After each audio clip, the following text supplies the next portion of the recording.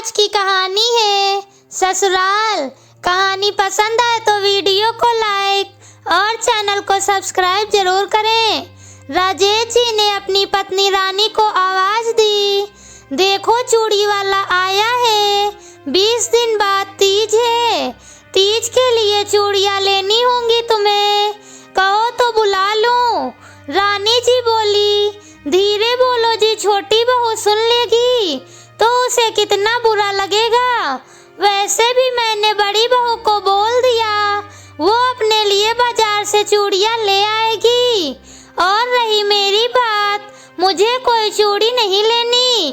पर राकेश जी बोलने को हुए, तभी रानी जी बोली, पर कुछ नहीं, घर में जवान बेटे की मौत हुई है, वो बच्ची जरा सी उम्र में विधवा हो गई, ऐसे में मैं सजती संवरती अच्छी लगूंगी क्या।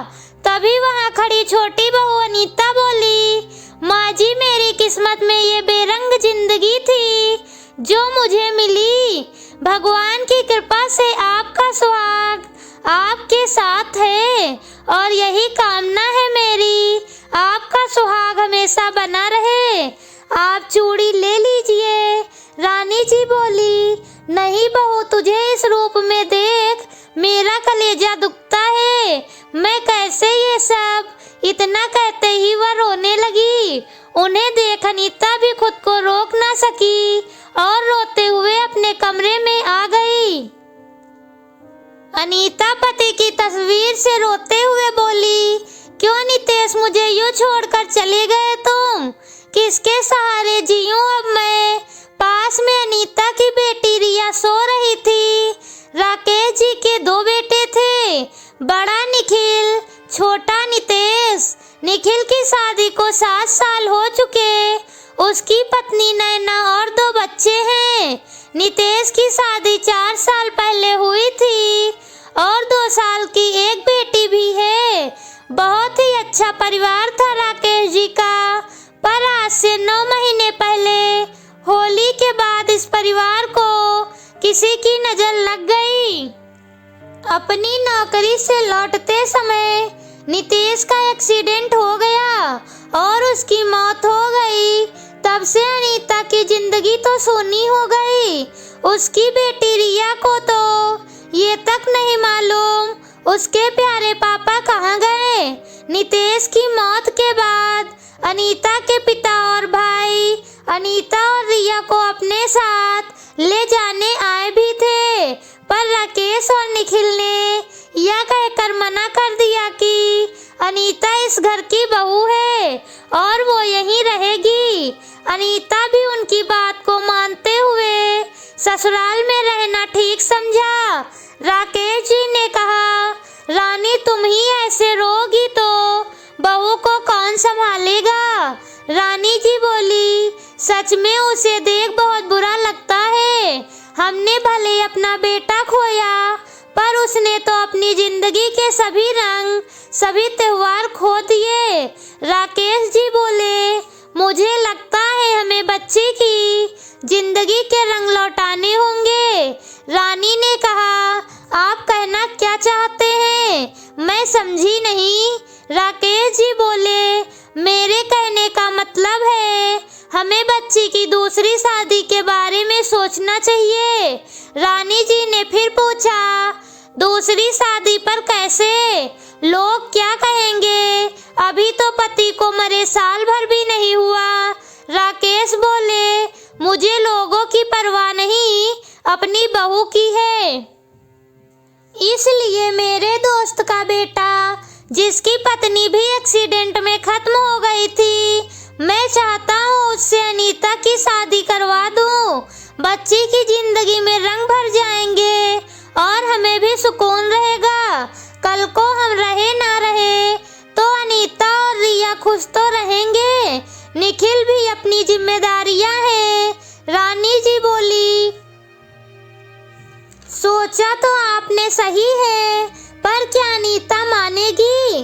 राकेश जी बोले, अनीता को तुम और नैना बहू समझाओ, क्योंकि यही उसके लिए सही है और हम उसके अपने हैं, कुछ गलत नहीं सोचेंगे उसके लिए। और फिर उस परिवार को भी हम अच्छे से जानते हैं। अगर सब सही रहा तो इस तीज अनीता की जिंदगी में रंग भरना चाहता हूँ मैं। रानी जी ने अनीता से बात की। पहले तो उसने इनकार ही कर दिया। उसका कहना था वो नितेश की जगह किसी और को नहीं देगी, रिया को अकेले पाल लेगी। फिर उसका साथ देने के लिए सब तो है ही, पर रानी जी ने उसे सारी बातें समझाई, ये भी कि रिया को पापा की जरूरत होगी। बहुत कुछ सोचते हुए उसने सारा फैसला राकेश जी और रानी जी पर छोड़ दिया, क्योंकि वो उसके अपने हैं और अपनों से ज्यादा अपनी भलाई कोई नहीं समझता।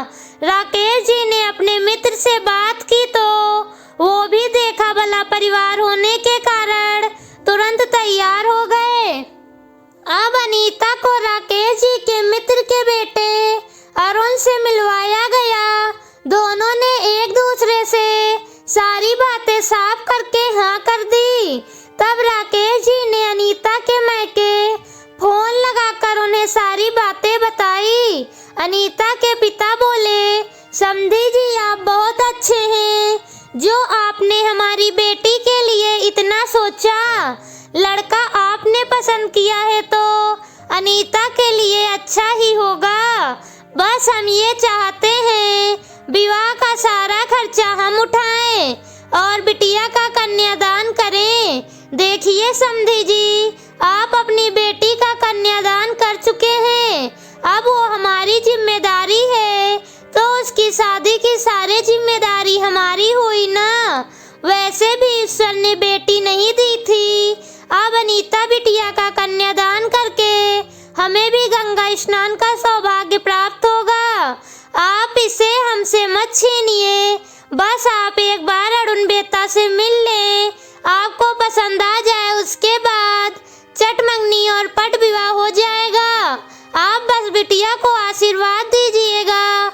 उनकी ये बातें सुनकर अनीता के पिता बहुत खुश हुए, क्योंकि राकेश जी ने उनकी बिटिया के लिए ससुराल के मायने ही बदल दिए थे। बेटी की मृत्यु के बाद कहाँ लोग बहू का जीना मुश्किल कर देते हैं, कहाँ ये लोग तो बिटिया की जिंदगी में दोबारा खुशियाँ ला रहे हैं। अनीता के पिता को भी अरुण बहुत पसंद आया। उनकी सहमति के बाद 4 दिन बाद का मुहूर्त निकला। छोटे से समारोह में राजेश जी ने अनीता का कन्यादान किया। निखिल और नैना ने बड़े भाई भाभी की भूमिका निभाई।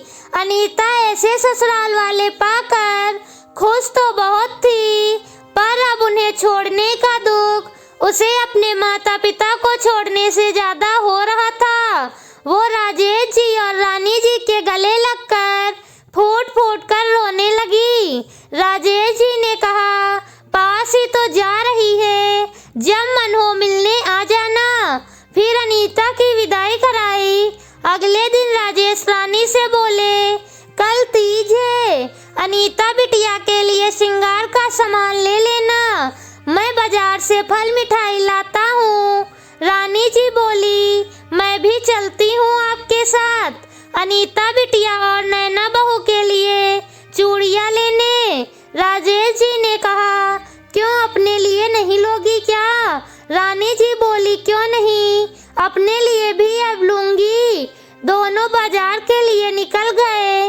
राजेश जी बहुत खुश थे।